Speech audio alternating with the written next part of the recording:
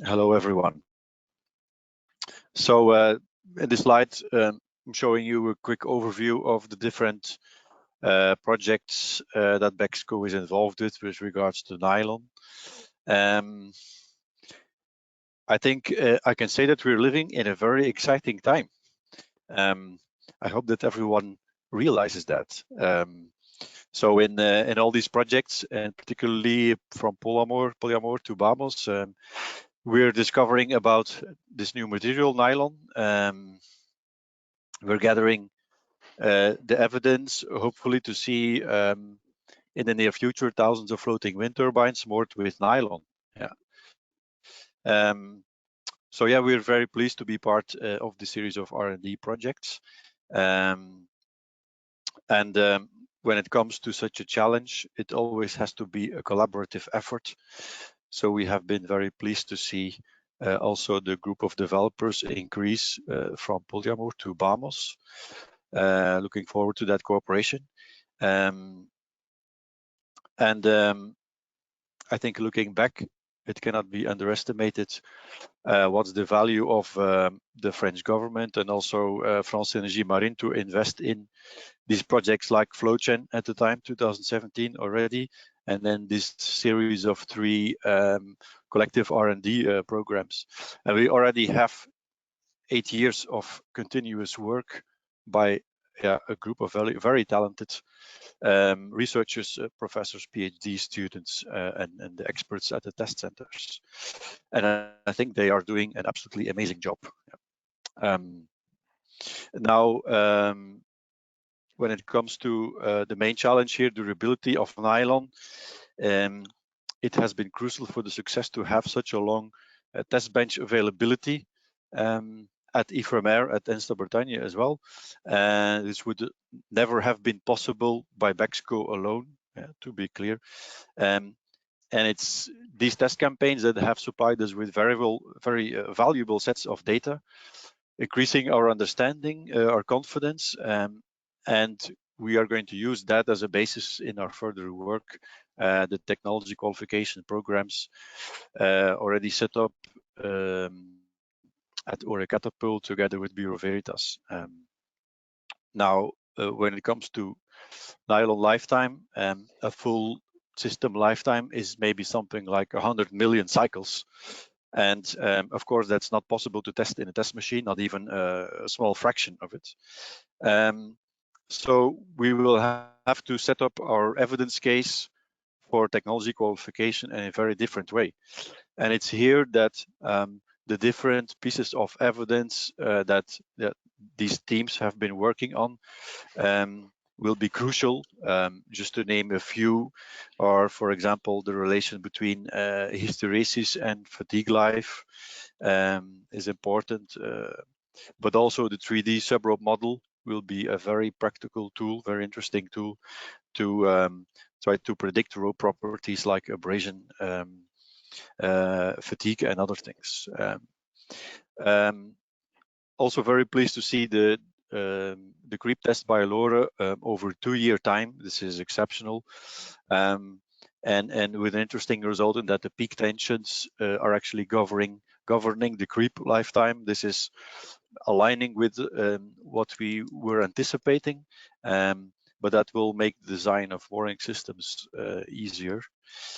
And I also want to mention the 1D model, although back from Polyamide, the 1D model now as a module in deep lines. It will enable, it's going to be a game changer. It will enable mooring analysis experts to model mooring systems based on the true viscoelastic properties of nylon as opposed to stiffness approach, and it should result in more detailed, more exact mooring analysis outcome, and hopefully also cost reductions. Of course, some properties you cannot test in the lab, so it's been very important also to have this offshore trial, although a scaled down system. It's very interesting to have it, and we will look for answers to a few other types of questions, like potential impact of UV radiation, answers to how much marine growth grows on mooring systems in function of the water depth, the behavior of rope on the seabed, the persistence of coating on the yarns, etc. As a follow-up, at BEXCO, we are going to start also fatigue testing of full-size ropes to investigate whether we see any new phenomena with respect to sub-rope testing that has been performed in Polyamide and MONAMOOR. And also the effectiveness of pre-stretch will be one of our focus points also for nylon. That's it for me.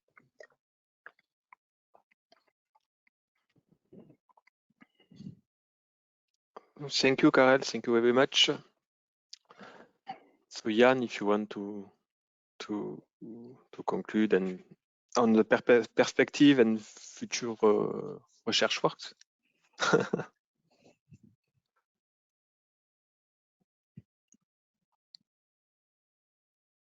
You are on mute, I think, Yann. No? Is it better now? Yes, perfect.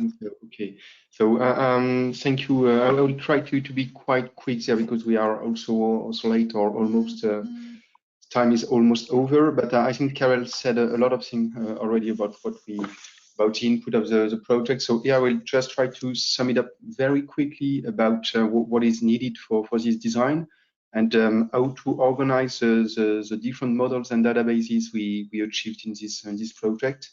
So of course, to design these ropes, you need a 1D law to ensure some say standard or classic design for these ropes, because you will have many of them in a farm.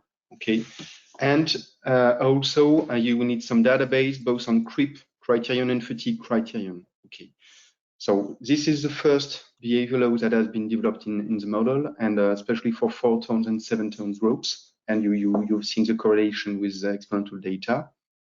And because fatigue and creep database takes a lot of time, we also developed it-build-up tests that allow to speed up the fatigue characterization a lot. So this is what Laure has presented. I'm just trying to, about these results. I don't do it again, but indeed 1 month of test is very long, so you will get only 1 point, and it will be only 2.10 power 5 cycles, so that's very short compared to the real lifetime expected.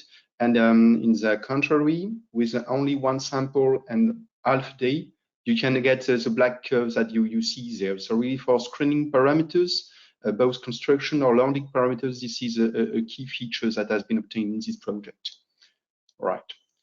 So another item that has been developed is also the meso model that Laure talked about, but very quickly. And this meso model has 2 main goals. The first one is to be able to shift to other scales, because of course 4 tons or 7 tons ropes won't be the ones that will be used in service to more of this kind of system. So you need to go to higher scale and to be able to shift to the scales. And the other input from the meso model is also better understanding of the link between it-build-up test and fatigue database. So to do so, here I get back on tomography results from Laure and also the it-build-up results. And the it-build-up of the material is coming both from the intrinsic dissipation of the material, this is nylon, it's very viscous, but also from the friction between the yarns, which is the mechanism that is responsible for fatigue, for the durability. And so to investigate this, you need first constitutive model to get the contact forces and contact surfaces. This is what was explained by Laure. And we will also need the friction coefficient between the strands. Okay, on both aspects, the MONAMOOR project, we managed to get some input on these two main things. Okay, so this is the end of my presentation. I get back there. So two main models that has been developed. One for 1D approach for the ropes and the big ropes at the scale of a 1D scale, and another meso model that is also providing a lot of input to understand and to predict the durability of the ropes, and to be able to shift to bigger scales too. And trying to keep up with time. That's it for me.